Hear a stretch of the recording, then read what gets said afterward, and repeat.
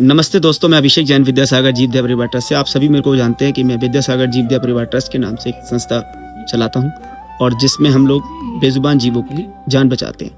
हम bike ambulance, बड़ी ambulance के द्वारा भी लाखों जीवों की जान बचा चुके हैं और एक छोटा सा रिकवरी सेंटर भी चलाते हैं जहाँ पर हम बीमार घायल जानवरों का इलाज करते हैं। हमने इस कॉज को इसीलिए लिया था कि कई बार जब हम रोड पर देखते थे कि पशु पक्षी आदि कितने जानवर इलाज के अभाव में मर जाते हैं, लोगों के पास अवेयरनेस नहीं है। तो हमारा जो उद्देश्य था वो यही था कि लोग अवेयर हों, जाने कि कैसे किसी बेजुबान की हम जान बचा सकते हैं। आज सुबह हमारे पास एक कॉल आती है मैम की, वो हमें बताती है कि उनकी छत पर एक कबूतर घायल पड़ा है। हमने उनसे रिक्वेस्ट करी कि आप उस कबूतर को कृपया कर एक बॉक्स में कर दें ताकि वो सेवक आके उसे ले जा सके, क्योंकि कॉल दूर की थी तो हमें उसे पोर्टर से कराना था। लेकिन वो मैम ने हमें कह दिया कि हम ये काम नहीं कर सकते। तो मैंने उनको रिक्वेस्ट करा दोबारा कि आपके घर में कोई होगा, आप छोटा सा काम कर दीजिए कि सिर्फ उसको एक बॉक्स में कर दीजिए जिससे हम उसे ले जा सकते हैं। उनका जवाब तुरंत मेरे को आता है कि आप एक एनजीओ हो, हमने आपको कॉल कर दिया, अब ये आपकी जिम्मेदारी है। देखिए, एनजीओ होने का मतलब ये नहीं है कि सारी जिम्मेदारी उसकी हो गई है। एनजीओ का मतलब होता है कि किसी की मदद करना चाहता है, लेकिन मदद करने के साथ साथ मदद मांगने वाले को भी मदद करनी पड़ेगी, तभी वो बेजुबान बच सकता है। हमने अगर कोई इनिशिएट लिया है तो हम भी तो आपके जैसे ही हैं, हम भी तो आपके जैसे ही जी रहे हैं, अपना जीवन चला रहे हैं। ऐसा तो नहीं है कि हम कोई अलग से सिर्फ 100% इसी काम को करते हैं। और कोई 100% अगर इस काम को भी करता है तो अगर कहीं रोड पर एक्सीडेंट होगा तो उसकी लोकेशन देनी पड़ेगी, वहाँ रुकना भी पड़ता है, एम्बुलेंस को बुलाना पड़ता है, तब जाकर किसी की हम जान बचा पाते हैं। सिर्फ इन्फॉर्मेशन देने से छूट जाए ऐसा तो नहीं होता। हमें इस बात को समझना होगा और हम लोगों को अवेयर कर रहे हैं, हम लोगों को जगा रहे हैं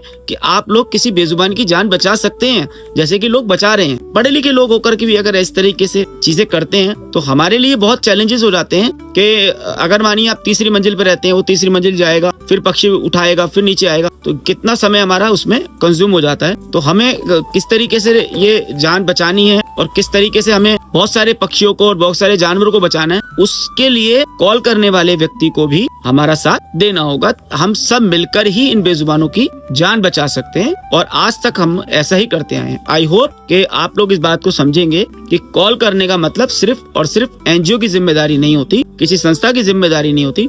जो कॉल कर रहे हैं, जो उस पक्षी की जान बचाना चाहते हैं या उस जानवर की जान बचाना चाहते हैं, आपकी भी रिस्पॉन्सिबिलिटी इतनी है कि जब तक कोई आ नहीं जाता तब तक आप वहाँ रुकें, या फिर अगर कोई छोटा पक्षी है तो उसको कृपया कर किसी बॉक्स में कराएं, डब्बे में कराएं, ताकि हम उसे ले जाकर हॉस्पिटल में जमा करा सकें, उपचार कर सकें। आई होप मेरी बात आप तक पहुंची होगी और आपने मेरी बात को समझा होगा। अगर आपको मेरी बात समझ में आई या आपको लगता है कि मैंने जहाँ तक कहा है ठीक कहा है तो कमेंट बॉक्स में जरूर लिखें। जय जिनेंद्र, जय भारत।